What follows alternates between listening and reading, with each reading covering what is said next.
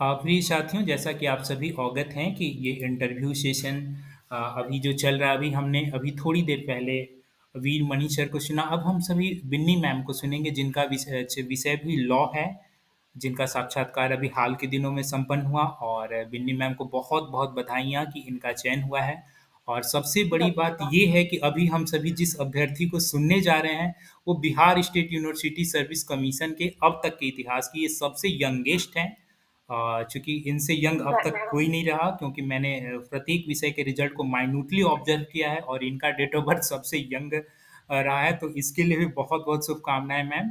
और चूँकि हम सभी धन्यवाद। आपको सुनना चाहेंगे, आपका कैसे इंटरव्यू रहा, क्या रहा, आपने किन-किन पहलुओं से आपसे प्रश्न पूछे गए। और सबसे पहले आप ये बताएँ मैम, एक-एक चीज़ को बारीकी से रखें, ताकि हम सभी अभ्यर्थी आपसे आपके अनुभवों को सुन कर के हम सभी लाभान्वित हों। जी हाँ मैम, अपने जी। बातों को रखें। Hello everyone. सबसे पहले तो आप सभी को मुझे आमंत्रित करने के लिए बहुत-बहुत आभार। क्या आप मुझे सुन पा रहे हैं? जी हाँ, बिल्कुल, बिल्कुल, अपनी बात रखें। ठीक है। सर, सबसे पहले मैं आपको अपने बारे में अवगत करा दूँ। मेरा नाम बिन्नी कुमारी हुआ। मैंने अपनी प्रारंभिक पढ़ाई गया से की है। 2012 में मैंने 10वीं की परीक्षा पास की और 2014 में मैंने 12वीं की परीक्षा पास की। उसके बाद मैंने बीएससी एलएलबी की पढ़ाई दक्षिण बिहार केंद्रीय विश्वविद्यालय से की, तो जो कि मैंने 2019 में पास किया। और 2019 में ही मैंने नालसार यूनिवर्सिटी ऑफ लॉ, जो कि नेशनल लॉ यूनिवर्सिटी हैदराबाद भी कहलाता है, वहां से मैंने मास्टर्स की पढ़ाई शुरू की। और 2019 दिसंबर में ही मैंने प्रथम अभ्यास में ही नेट का एग्जाम क्वालिफाई किया। और उसके बाद भी लगातार 2 नेट का एग्जाम मैंने पास किया। इस 2020 में जो कि मैंने जो हमारे यहाँ बीएसयूएससी के थ्रू असिस्टेंट प्रोफेसर की वैकेंसी आई थी, उसमें मैंने अप्लाई किया, क्योंकि 2020 में ही मैंने एलएलएम की परीक्षा उत्तीर्ण की थी। और 2022 शुरुआत से मैं एक सहायक प्राध्यापक के रूप में कार्यरत हूँ। रही बात इंटरव्यू की, तो सबसे पहले तो मुझे बिल्कुल भी उम्मीद नहीं थी कि मुझे शॉर्टलिस्टिंग में मेरा एप्लीकेशन भी शॉर्टलिस्ट होगा। पर जब भी एप्लीकेशन शॉर्टलिस्ट हुआ, तो एक बात है कि लोग लॉ करने के बाद जनरली जुडिशरी में इंटरेस्टेड होते हैं, पर शुरुआत से ही मेरा रुझान टीचिंग की तरफ रहा है, which is something unprecedented, but yes, I have always been inclined towards teaching. तो मैंने टीचिंग को ही अपना वो बना के फिर मैंने जब मेरा शॉर्टलिस्टिंग आया, तो I was very happy with that. फिर मेरे कुछ ऐसे प्राध्यापक थे जिन्होंने मुझे हेल्प किया, कैसे इंटरव्यू देते हैं, क्या-क्या क्वेश्चंस पूछे जाते हैं।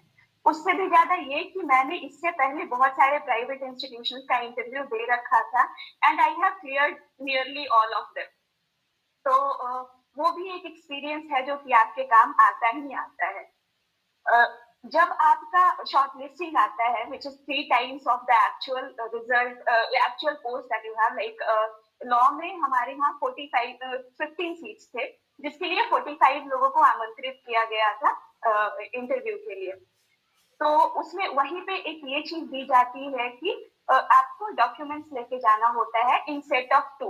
तो जैसा कि वीरमणि सर ने बोला कि उनको एक ही सेट जमा करना था, बट जब मेरा इंटरव्यू हुआ उस समय मुझे दोनों सेट जमा करने थे। तो I just like to add over here कि आप जो है सारे डॉक्यूमेंट्स का 2 सेट लेके जाएं, एंड डोंट ट्राई टू आप ये काम ना करें कि दोनों जो सेट है वो आप अलग-अलग मतलब जो दोनों सेट है वो एग्जाम के एक दिन पहले प्रिंट आउट ले रहे हैं, इंटरव्यू के एक दिन पहले प्रिंट आउट ले रहे हैं। आप ये करें कि इंटरव्यू के 2-3 दिन पहले, जब आपका इंटरव्यू कॉल आ गया है, कर सकते हैं। तो आपको ये कोशिश करना पड़ेगा कि आपका स्ट्रॉन्गेस्ट एरिया क्या है, और आप उसके साथ साथ आपको ये भी समझना पड़ेगा कि इंटरव्यूअर पैनल्स को कैसे आपके स्ट्रॉन्गेस्ट एरिया की तरफ आकर्षित किया जाए। तो जैसे कि आपका जैसे मेरा जो स्पेशलाइजेशन है एलएलबी और एलएलएम में, दोनों कॉर्पोरेट एंड कॉमर्शियल है। तो and then what I have decided to choose one topic from competition law, जो कि बहुत ही अच्छा था, और मैं उसको प्रेजेंट करना चाहती थी, पर बाद में I have realised and I came to know about one fact कि आपको एक ऐसे टॉपिक को मतलब ये मेरे को पता था कि I have to present something, तो आपको एक ऐसे टॉपिक को प्रेजेंट करना चाहिए जो कि अगर उसके इर्द गिर्द जितने भी क्वेश्चन आपसे पूछे जाएं, जैसे कि मैंने अगर मैंने एक कोई टॉपिक कंपटीशन से ही मैं उठा लेती और if I would have started presenting the same, तो हो सकता था कि उसमें एक दो जो जो क्वेश्चंस मेरे को आए वो शायद मैं आंसर ना कर पाऊँ। तो इसीलिए आपको एक ऐसा टॉपिक हमेशा से 5 मिनट के लिए तैयार करके रखना चाहिए, जिस वैसे सब्जेक्ट से जहां पे कि आपसे कुछ भी क्वेश्चन पूछा जाए आप उसका आंसर दे पाए उस सब्जेक्ट से थ्रू आउट। तो फिर मैंने ऐसे सोचा कि ठीक है, मेरा कॉर्पोरेट एंड कॉमर्शियल स्पेशलाइजेशन है and then contract act is something जो कि क्रिमिनल लॉ ऑनर्स का भी जो जो पैनल है they will understand contract act. और अगर मैं एक लेमैन को भी, एक नॉर्मल आदमी को भी कॉन्ट्रैक्ट के बारे में समझाती हूँ तो they are able to understand that. तो मैंने क्या किया, कॉन्ट्रैक्ट में एक टर्म होता है कंसिडरेशन करके, वो सोचा कि मैं इसी को प्रेजेंट करूँ। बट ये रही बात before going into the interview board. उससे पहले क्या होता है कि what you need to do, कि जब आप इंटरव्यू के सेट पे जाएंगे तो ऐसा होता है कि टाइमिंग दिया होता है बट इट्स नॉट नेसेसरी कि उसी टाइम पे आपका इंटरव्यू हो। और दूसरी बात ये है कि आप अपने जैसे in my case I my date of birth, तो मैं सारे लोगों को अपने से बड़ी देख रही हूँ, तो एक तो दिमाग में होता है कि शायद मेरा चयन ना हो।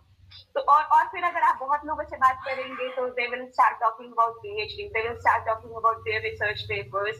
तो ऐसा तो यहाँ पे सबसे ज्यादा इंपॉर्टेंट क्या चीज होती है कि आपको अपने आप पे भरोसा रखना होगा। आपको ये भरोसा रखना होगा कि शायद इतने कम समय में ही आपने उतनी पढ़ाई कर ली है जितनी की लोगों ने थोड़े ज्यादा समय में की है। एक बात ये है। तो एक तो आपको वो करना पड़ेगा।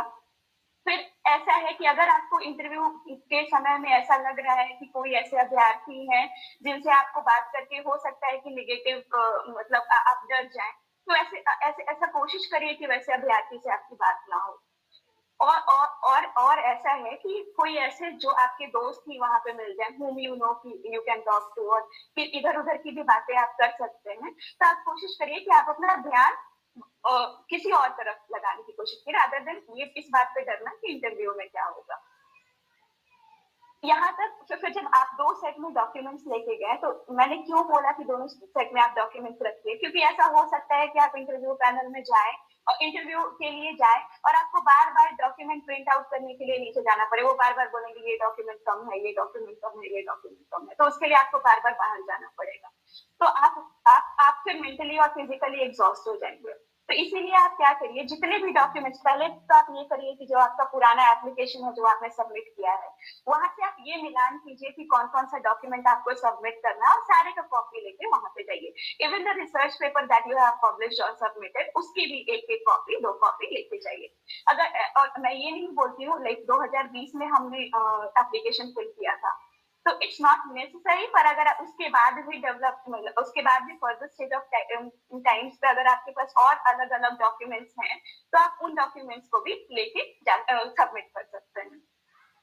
फिर क्या होगा कि जब ये सब डॉक्यूमेंट्स आप सबमिट कर देंगे, तो एक ये होता है कि सीरियल नंबर से आपका मेरिट होता है, तो आप उससे भी ना डरें। जैसे ये होगा कि हो सकता है कि आपका अगर 45 पे लोगों को बुलाया जा रहा है, तो हो सकता है कि आपका सीरियल नंबर 40 है, 35 है, तो आप उससे भी डर जाते हैं कि आपका सीरियल नंबर पीछे है। पर उससे उससे घबराने की बिल्कुल जरूरत नहीं है। और एक और चीज कि जब भी आपको इंटरव्यू के लिए भेजा जाएगा, तो एक नंबर दिया जाता है and that is not a proper sequence merit wise जिसमें आपको भेजा जा सकता है। तो हो सकता है कि जो आदमी आपसे कम एलिजिबल है या फिर जो नॉट कम एलिजिबल, जो आदमी का आपसे मेरिट कम भी है उसको भी आपसे आगे भेजा जाए, और जो आदमी का मेरिट आपसे ज्यादा भी है उसको भी आपसे पीछे भेजा जाए। तो द फैक्ट आपका किस नंबर पे आपको मेरिट इंटरव्यू में भेजा जा रहा है वो आपकी मेरिट की गारंटी नहीं है। तो एक चीज आपको वो भी ध्यान में रखना पड़ेगा। फिर रही बात पारदर्शिता की, transparency and impartiality that I have been talking about, I have never thought कि बिहार में इतनी ट्रांसपेरेंसी से काम हो सकता है। तो सबसे पहले आपको एक कोड प्रोवाइड किया जाएगा। जब आपको वो कोड प्रोवाइड किया जाएगा, आप वो कोड ले जाके, और फिर पहले तो है कि आप सब अभ्यर्थियों के साथ बाहर बैठे रहेंगे। फिर 3-3 के सेट में, 3 के सेट में या 4 के सेट में फिर आपको एक अंदर भी बैठने का जगह है जहाँ पे आपको बुला के बैठाया जाएगा। तो इंटरव्यू के टाइम पे ऐसा हुआ कि जो मेरे से जो भी 3-4 जन लोग जो मेरे से पहले गए, सबका इंटरव्यू 30-30 मिनट का हुआ।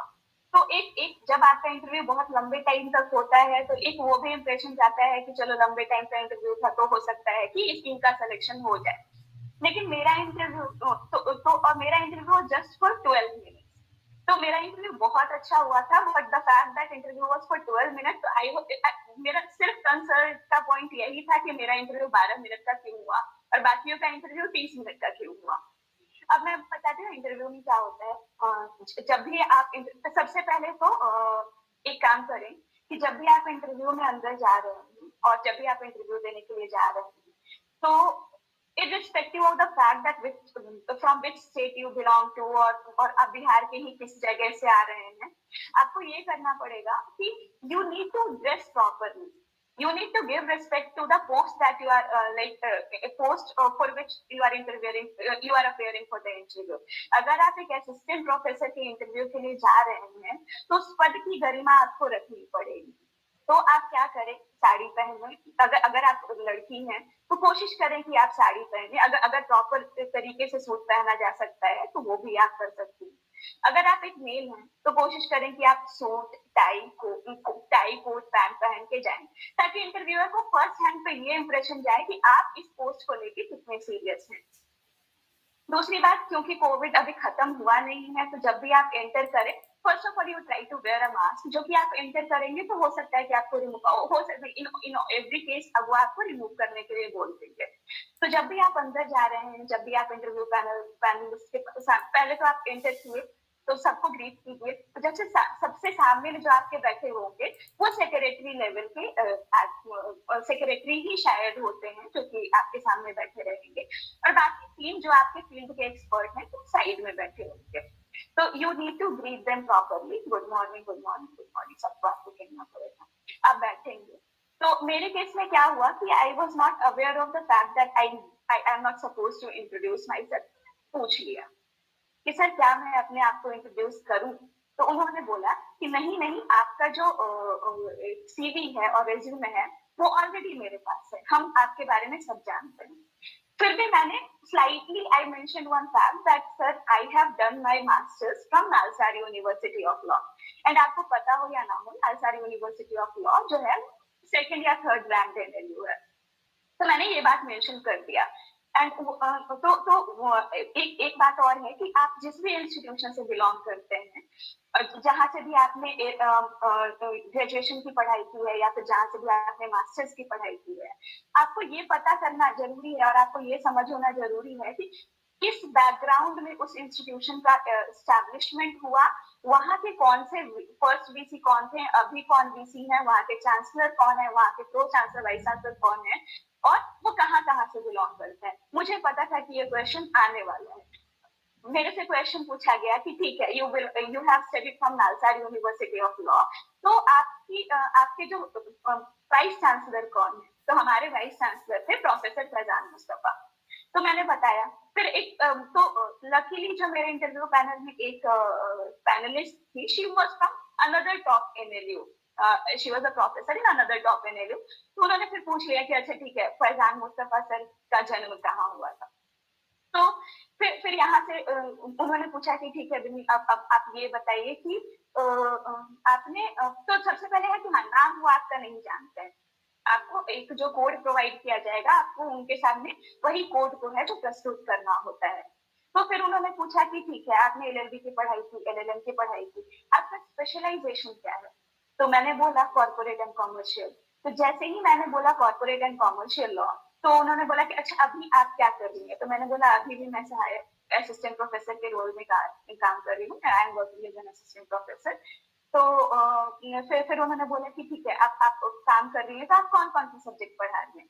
तो इस क्वेश्चन का आंसर देने के लिए वन ट्रिक मैंने शुरुआत में ही आपको बोला था कि आप वही चीज इंटरव्यू पैनल को बोलिए जहां पे आपको पता है कि आप बोलेंगी और वहां से आपको कोई भी क्वेश्चन किया जाएगा तो आप उसका आंसर कर सकती हैं या कर सकते हैं। तो जैसे कि उन्होंने मतलब इवन जैसे ऐसे हो सकता है कि आप यहाँ पे टैक्सेशन एक ऐसा पेपर होता है लॉ का, तो हो सकता है कि आप यहाँ पे टैक्सेशन पढ़ा रही हो लेकिन आपको टैक्सेशन पे उतना अच्छा कमांड ना हो। तो आप एक काम करिए कि टैक्सेशन ना ही बोलिए तो ज़्यादा बेहतर है। आप ऐसे सब्जेक्ट्स को बोलिए जो कि आपको पता है कि वहाँ से क्वेश्चन पूछा जाएगा तो आप आंसर दे सकती हैं। तो मेरे से पूछा गया कि ठीक है आपने कौन-कौन सा सब्जेक्ट पढ़ाती हैं? तो मैंने बोला कॉन्ट्रैक्ट एक्ट, कॉम्पिटिशन एक्ट और कंपनी लॉ। कॉर्पोरेट स्पेशलाइजेशन था तो मैंने एविडेंस भी बोला था which Veeramani sir was talking about. तो हुआ यूँ कि फिर मैम ने बोला कि ठीक है आपने कंपनी लॉ पढ़ा है तो आप ये बताइए कि मतलब एक कॉन्सेप्ट है कंपनी लॉ में डायरेक्टर्स का रिस्पॉन्सिबिलिटी। तो उन्होंने बोला कि ठीक है डायरेक्टर्स अगर कोई फॉल्स कमिट करते हैं तो उनका उनका लाइक उनको पनिशमेंट कहाँ है, पेनल्टी कहाँ है। तो I remember that section very well कि वहाँ पे एक सेक्शन 447 है कंपनीज एक्ट ऑफ 2013 में जहाँ पे कि बोला जाता है डायरेक्टर्स के मतलब पेनल्टी कितनी इम्पोज होगी उसके बारे में। फिर उन्होंने पूछा कि ठीक है अब आपने ये भी किया अपने कंपनी एक्ट तो अब ये बताइए कि इंडियन केसेस कोई है। अब मैं फिर बोला कि ठीक है अगर आप बोल रही कि इरेगुलरिटी होती है तब पेनल्टी मिलता है तो इरेगुलरिटी क्या क्या होती है उसका भी आंसर मैंने दिया। फिर उन्होंने पूछा कि कोई ऐसा इंडियन केस लॉज बताओ उसका भी आंसर मैंने दिया। तो फिर जो सेक्रेटरी सर थे उन्होंने बोला कि ठीक है आपने कॉन्ट्रैक्ट एक्ट पढ़ाया है तो आप ये बोलिए कि कॉन्ट्रैक्ट एक्ट में आप एक ऐसा टॉपिक चुनिए जो कि आप बहुत अच्छे से समझा सकती हैं।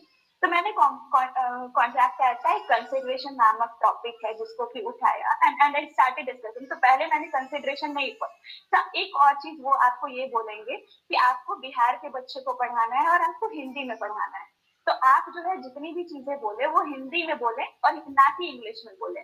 तो लॉ में ऐसे कुछ टर्म्स होते हैं जो कि हिंदी में समझाना बहुत मुश्किल है।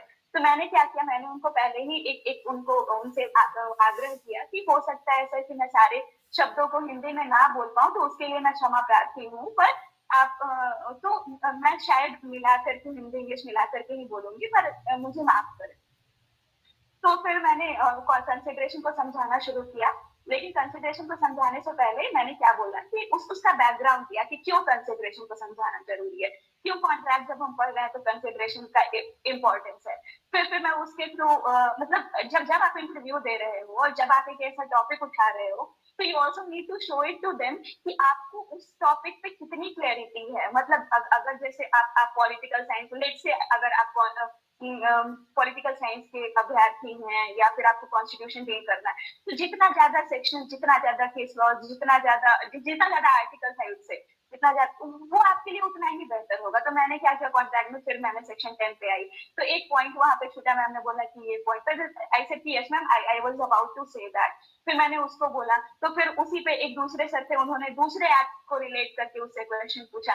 मैंने उसका भी आंसर दिया। तो सेक्रेटरी सर ने बोला कि आपने हमारे को कुछ ज्यादा ही समझा दिया जितने की तो अच्छा अब दूसरे क्वेश्चन का आंसर दीजिए। फिर फिर क्वेश्चन पूछते गए लोग मैं आंसर देती गई। लास्ट में एक ऐसा क्वेश्चन था जिसका मैंने आंसर दिया उसके सब क्वेश्चन का भी आंसर दिया पर उसके थ्रू भी एक और क्वेश्चन ऐसा बना जो कि एक मैम ने मुझसे पूछा पर उसका डायरेक्ट आंसर मेरे पास नहीं था। तो जैसा कि वीरमणि सर ने बताया कि अगर आपको कुछ नहीं आता है तो आप वहीं पे ये बोल दीजिए कि sorry sir I don't know and वो बोल के आप वहां से मतलब ऐसा नहीं है कि अननेसेसरी चीजें बोलनी है, जो आता है वही बोलना है। तो सॉरी मैं जहाँ पे मैंने सॉरी बोला वहां पे भी उन्होंने बोला कि okay your interview is over you can go. तो फिर मैं बाहर निकली तो मेरा इंटरव्यू अच्छा हुआ था ये मेरे को पता था। बट द प्रॉब्लम वाज कि मैंने सारे लोगों को देखा कि they have given interview for 30 minutes but mine was just 12 और 13 मिनट्स। अनदर इम्पोर्टेंट थिंग कि देयर वर पीपल जो कि मेरे अपीयरेंस को देख के because I was saying about the decency that you need to maintain. तो वो दे वर सेइंग कि ठीक है you will get qualified and all that. तो that also gives you a positive approach और that helps you to keep a positive attitude towards that। फिर मैं बाहर निकली तो वन थिंग वाज देयर कि मेरा सिलेक्शन होता है या नहीं होता। I was very happy with the interview very impartial very transparent and अब जिस दिन रिजल्ट आया तो उस दिन की खुशी का कोई कोई व्याख्यान ही नहीं हो सकता। तो हाँ ये सब चीजें हुई थी मेरे इंटरव्यू में। धन्यवाद। थैंक यू ये सो मच मैम। व्याख्यान आपने बड़े ही बारीकी से लगभग सभी पहलुओं को रखा कि कैसे कैसे आपका साक्षात्कार रहा। मैंने 2-3 चीज़ों को पॉइंट आउट किया है। सबसे पहली चीज़, बहुत सारे बिहार के अभ्यर्थियों के मन में यह डर रहता है कि जब हम इंटरव्यू में जाएँगे तो क्या इंग्लिश मीडियम में पूछा जाएगा, क्या ये वो? तो आप जैसा कि देख रहे हैं लॉ जो कि मेनली इसमें इंग्लिश मीडियम की ही चीज़ें पढ़ाई जाती हैं, इंग्लिश के बुक्स मेनली होते हैं। लेकिन वहाँ पर हिंदी के लिए इन्हें कहा गया कि आप हिंदी में अपनी बातों को रखें तो बेहतर होगा। तो जो हिंदी और इंग्लिश को लेकर के मन में जिनकी दुविधा है तो पहले तो ये स्पष्ट कर लें।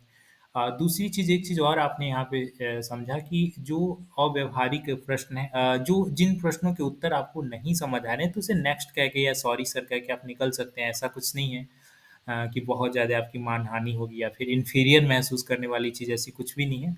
और पेशेंस रखें, कूल डाउन रहें इंटरव्यू के दरमियान। और भी बहुत सारे पहलुओं को मैम ने रखा। मुझे उम्मीद है कि आप सबों ने बड़े ही ध्यान से सुना होगा और आपके भी मन में बहुत सारे प्रश्न होंगे। तो मैं ही नहीं चाहता कि सभी समय लूँ, इसलिए आपके अभी टर्न है। कुमार सर कुछ प्रश्न अपने रखने चाह रहे हैं, उन्होंने हैंड सेट किया है। या कुमार सर अपने आप को अनम्यूट करें प्लीज। अपनी प्रश्न रखें कुमार। या हेलो। या हेलो हेलो। सर। या बधाई हो मैडम। Thank you. या मेरे पास 3 प्रश्न हैं।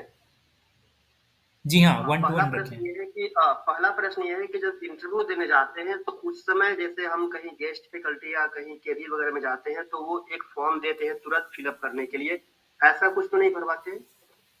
जी नहीं सर, जी नहीं। धन्यवाद। उनके पास आपका सारा डेटा 2020 से ही है, तो हाँ। ओके।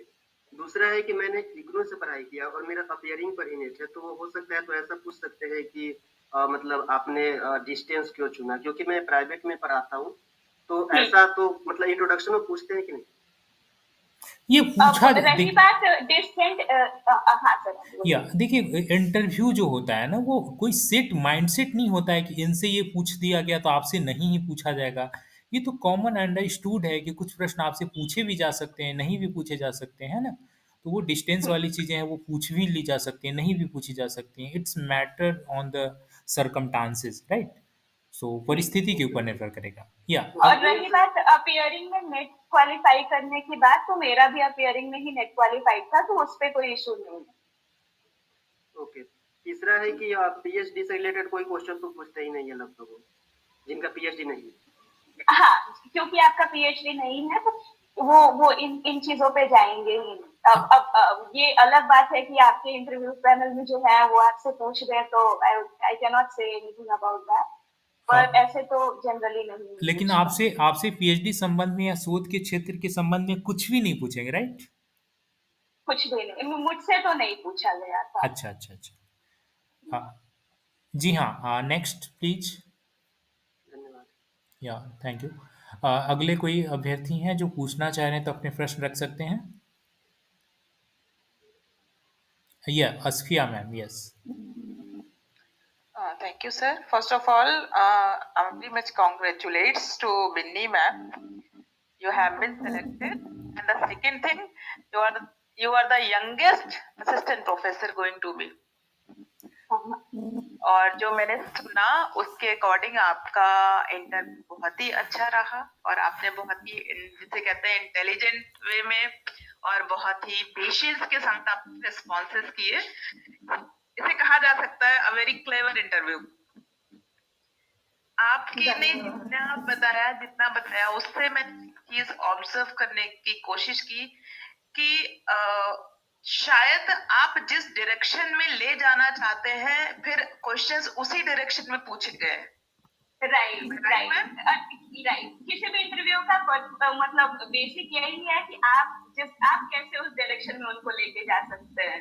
यस, क्योंकि मैंने अब तक जितने भी इंटरव्यू दिए हैं मैंने यही एक्सपीरियंस किया। लोगों का ये सुन रही थी कि इधर से पूछा उधर से पूछा कहीं से भी पूछा, तो पूछ तो खैर कहीं से भी सकते हैं लेकिन बहुत ज्यादा डिपेंड करता है इस चीज पर। आई थिंक मुझे लगता है 70 to 80% कि आप क्या डायरेक्शन दे रहे हैं।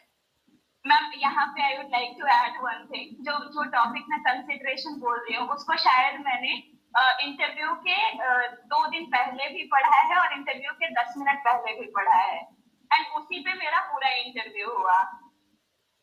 ये वही चीज मैंने जो आपके इंटरव्यू से ऑब्जर्व की और हमारे जो पर्सनल एक्सपीरियंस उसके बेस पे मैंने भी बहुत सारे इंटरव्यू दिए कि बेस पे कि हम जो डायरेक्शन प्रोवाइड कर रहे हैं और वो आपका स्पेशलाइजेशन या आपकी टीचिंग पेपर वो पूछते हैं, जनरली पूछते हैं, और फिर उसी अगर आप वो डायरेक्शन दे रहे हैं तो आपके ही डायरेक्शन पे चलते हैं।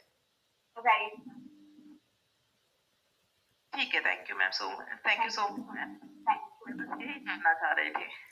Okay, thank you, Asfiya ma'am. Anyone, please next. जी हाँ, अगर अगले कोई अभ्यर्थी हैं जो अपने प्रश्न रखना चाह रहे हैं तो रख सकते हैं।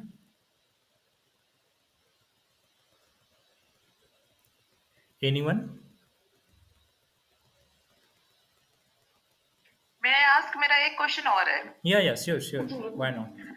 जैसे कि अभी से पहले सर ने बताया था कि वहां पर बोर्ड वगैरह नहीं था, आपको वैसे ही टीचिंग के लिए बोला गया, लेकिन कुछ सब्जेक्ट टॉपिक ऐसे हैं जिसमें बोर्ड की जरूरत होती है। इन दैट सिचुएशन उसमें भी हमें क्या कहते हैं वैसे ही बोलना है ओरली? मैम इस पे मैं ज्यादा तो नहीं बता सकती, क्योंकि हो सकता है कि जो अभ्यर्थी मैथ, साइंस, इकोनॉमिक्स से हैं उनको बोर्ड का जरूरत पड़ जाए। पर जो जो मैंने इंटरव्यू का सेटअप देखा, जो मैंने कमरा देखा, उसमें बोर्ड पे डिस्कस करना वाज क्वाइट इम्पॉसिबल। एक छोटा सा रूम है जहाँ पे कि बहुत ज्यादा डिस्टेंस आप में और सेक्रेटरी सर में नहीं है, तो आप टेबल जैसे आप कुर्सी पे ही बैठी होंगी, वहीं पे आपको बोल दिया जाएगा कि 4-5 मिनट में हमको कुछ बता दीजिए। तो आई डोंट थिंक कि आपको बोर्ड की व्यवस्था प्रोवाइड कराई जाएगी। ओके, वैसे सपोज जैसे लोग स्टैट्स वगैरह से हैं उसमें तो रिक्वायरमेंट हो सकती है, क्योंकि बहुत सारे ऐसे टॉपिक होते हैं जिसमें कि नहीं, बिना बोर्ड के नहीं हो सकते। और अब ये कि वो क्या करते हैं, जैसे मैंने भी जो इंटरव्यू दिया था वो बहुत छोटा रूम था, बट वहां पर white board and marker available था। तो मैम इसलिए तो मैंने बोला कि मैं वैसे इकोनॉमिक्स, स्टैट जैसे सब्जेक्ट पे नहीं बता सकती कि उनका सेटअप क्या होगा। कई विषयों में ये अलग अलग चीज़ें देखने को मिली है ma'am. Okay, thank you so much Vini ma'am, आप हम सबों से जुड़ी और मुझे उम्मीद है आप सभी के मन के कौतूहल को दूर कर पाई हैं। और आपको बहुत बहुत बधाई, स्पेशली क्योंकि आप बिहार के अगर संदर्भ में अगर कहें तो आप जैसे यंग एज में असिस्टेंट प्रोफेसर के रूप में चयन होना बहुत बड़ी बात है। यूपी के संदर्भ में बहुत बड़ी चीज़ नहीं है, क्योंकि वहाँ पर एग्जाम बेसिस पे होते हैं और यहाँ पर चूंकि एकेडमिक परफॉर्मेंस इंडेक्स के आधार पे हो रहे हैं। इसके बावजूद आप लकली सर आपका आपकी वॉइस कट गई, ब्रेक हो गई शायद, या मेरी साइड प्रॉब्लम है? क्या मेरी आवाज़ सभी को सुनाई दे पा रही है? अब आ रही है सर, अब आ रही है। ओके। जी हाँ, तो जैसा कि मैं कह रहा था, बिहार के संदर्भ में अगर आपके उम्र के रिगार्डिंग में कहूँ तो आपके उम्र में चयन हो पाना बहुत बड़ी बात है। कंपेयर देन यूपी, यूपी में हो पाना कोई बहुत बड़ी चीज़ नहीं है। तो इसलिए भी आपको बहुत बहुत बधाई, और आपसे नए जनरेशन जो कि अभी यंगेस्ट हैं उनके लिए प्रेरणा है कि एक छोटी सी उम्र में भी असिस्टेंट प्रोफेसर के रूप में ज्वाइन किया जा सकता है, चयन हो सकता है। Okay, thank you so much, आप जुड़ी। अभी हम सबों के संग ये राहुल सर जुड़ चुके हैं क्या?